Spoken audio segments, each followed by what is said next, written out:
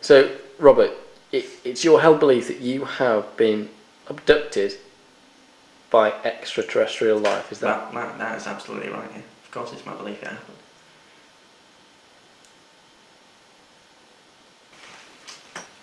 Shame-la. Humble abode, right here. It's equal as we talk. Probably say.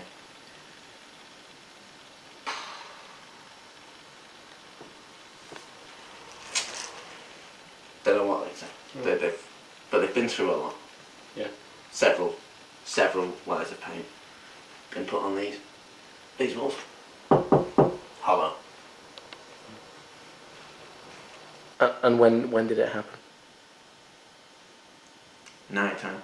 Definitely in the night. I think I was, when was it? June. Yeah, about June time. I was just in a field really. Just stargazing, you know. And I'd already seen it, because I'd already got some video footage of it. So I knew that they were out there, but I didn't know that they were here as well, you know. Wouldn't they rather come to cities and actually look at civilization? Why would they go to a field? No, they wouldn't want to go to learn cities. About the planet. Why would they want to go to cities? Smoggy, horrible places, cities.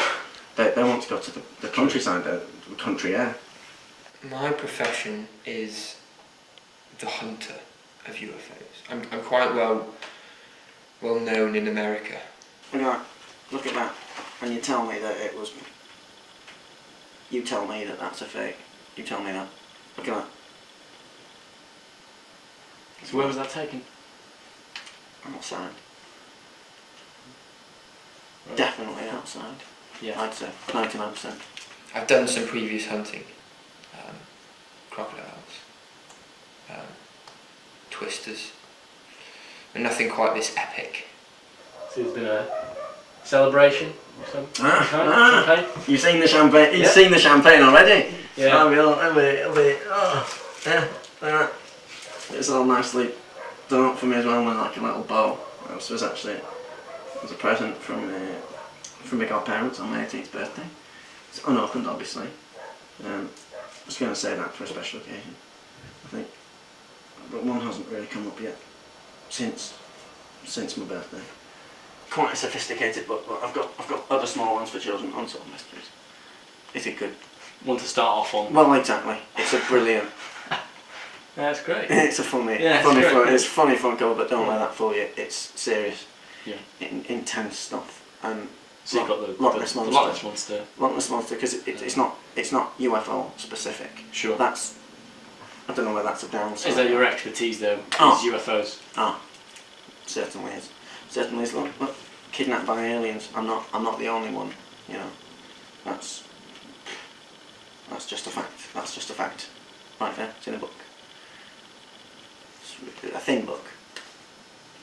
But that doesn't mean it's published. It's published, and you can't publish a lie. You can't.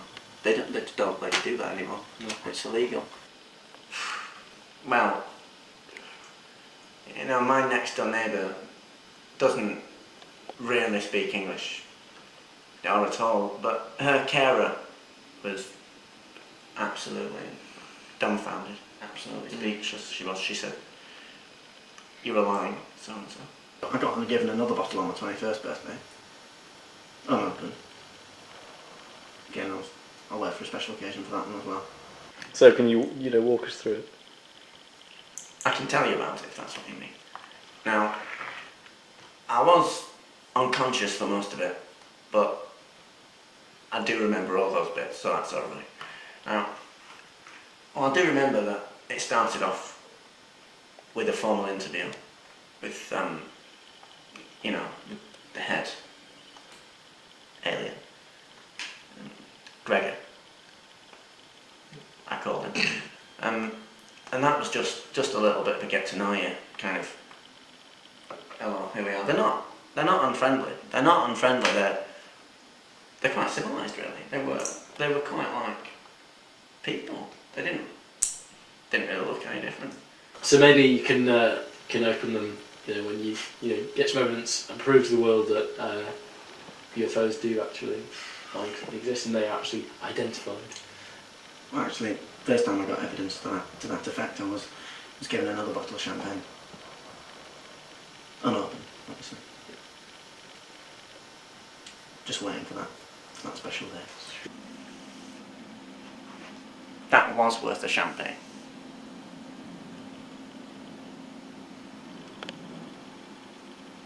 And if we come back here, look, at the end of the shot, look at that. 1, 2, 3, 4, 5, 6, 7, 8, 9, 10. 10. Plus the one that went past. So there we go. There we go. Over here I've got Oz, the Oz trilogy. Yeah. All these books. 50 something Oz books I've got in the Oz trilogy. They've all been read well. It took me a good time to read them all, but I did it. It was worth it. Every minute of it. It really informed me quite well on life. Nothing about UFOs. No. But there's plenty of unsolved mysteries. Sometimes I think a lot of life is like Oz. A lot of the unsolved mysteries you could quite easily. I mean, who says that tornado that Dorothy gets caught up in? That could happen. Kansas City, all of a sudden transported away to Oz. If that's not a vortex, not a wormhole. Well, I don't know what it is. So, L. Frank Baum, absolute visionary in my mind. Absolute visionary. He saw it coming. A bit like this other man. Look, again, like these as well. H.G. Wells. Yeah. H.G. Wells. Right there. Next to John Wyndham. Right here. Next to Grant and Naylor with the Red Dwarf series. Again, visionaries. They saw it all coming. Sliding doors. Doors which open on their own. They predicted that. And that car they took me in was extraordinarily futuristic, wasn't it? I mean, it had leather seats and Electric windows. Electric windows, like I said, it had electric windows and seat warmers. Seat warmers. With a high and low setting. Exactly, dual setting. Yeah.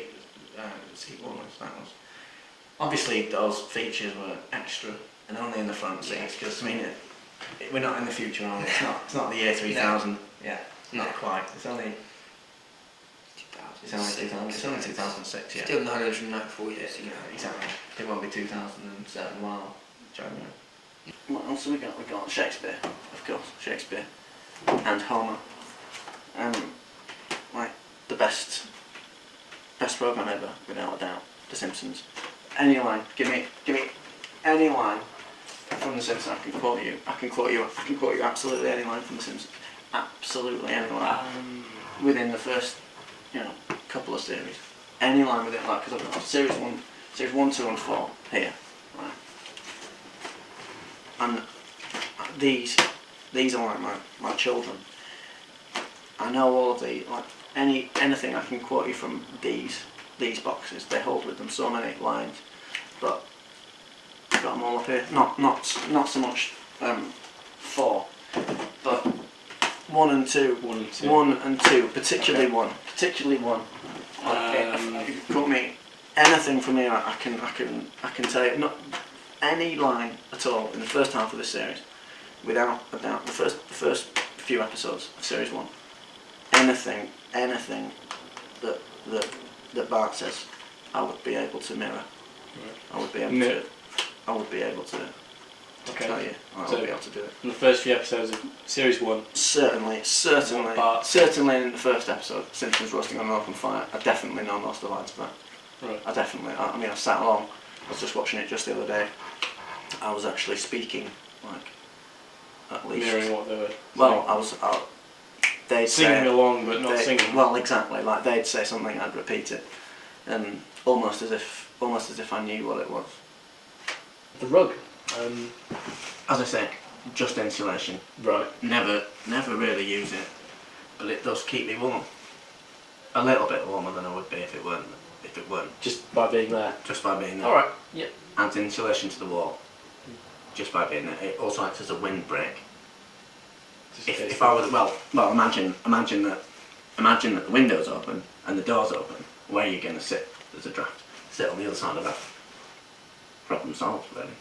I realised that, well, they told me in this interview that aliens, they said they actually run the majority of UK business. Straight from Canary Wharf. And household names like Woolworths, all run by the same company.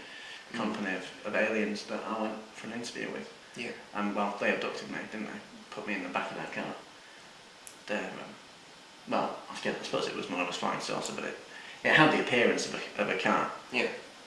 Donnie Darko, again, supernatural. Wormholes. Very supernatural. Yeah. And anyone who sees that and says that that's not based on a true story is an idiot in my mind.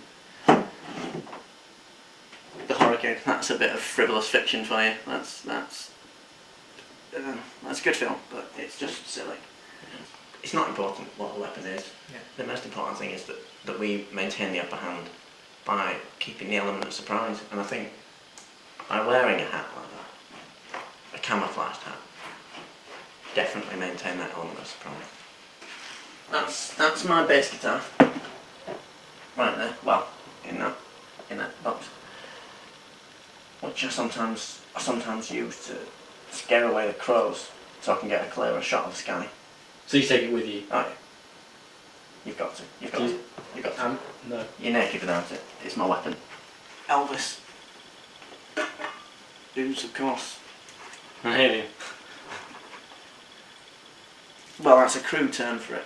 But he is an extraterrestrial of some description. I'm convinced about that. I mean, look at that. That's just not normal. And to sing like that and to do what he did to the popular music scene.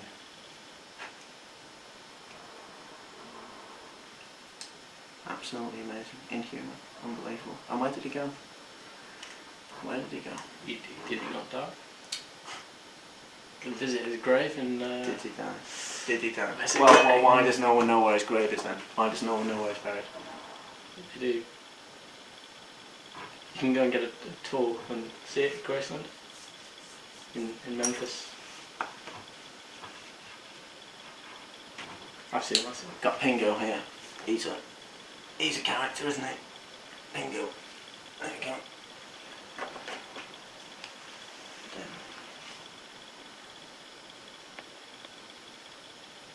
Because knives don't work and guns don't work. We should maybe think about, what would work then? Maybe the opposite. So what's opposite to a knife? Love. I'm not really a conspiracy theorist. No. I'm not mad. I don't really pry. If it's a closed door, it's closed for a reason. I don't try and find a window. No.